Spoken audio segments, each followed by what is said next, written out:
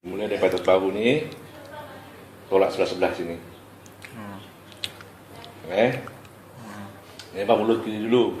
Asalnya kanan sebab kiri sebelah kiri jantung. Okay. Kalau kau senang, kalau sini kanan dulu. Sebelah kiri kanan. Buat 7 kali.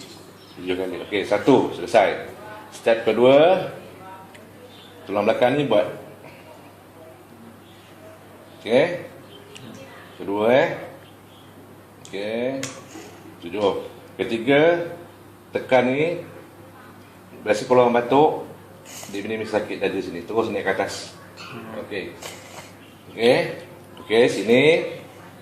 Tekan dengan ujung tangan ni, tapak tangan ni. Terus tolak ke dalam. Lepas tu, masa dalam ni, ujung jari. Okey, saya ambil ke depan pula. Okey, cut. Belakang dah selesai. Belakang satu lagi. Okey, kita sambung pula. Sekejap salaman. Okey, depan dah.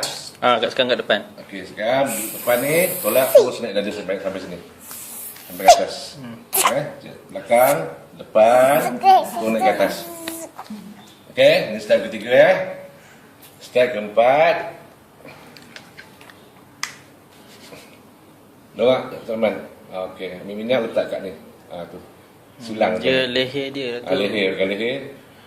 Kerongkong, sini otot, cari ada lorong sini. Awak ke situ. Dia kalau kahak. Cekik terus tak ya? Cekik terus boleh kau cekik. Yang mati lah nak mati. Cucuk. Okey. Okey, cut. Potong, ambil di belakang lagi last. Okey, last. Okey, on. Lepas tu last. Ni atas. Tu bawah. Okey, ni ada otot terus sini tulang. Ambil tepi tulang sampai ke atas tengkuk, turun bawah. Sini ada celah-celah otot antara otot ni atau urat merih. Okey.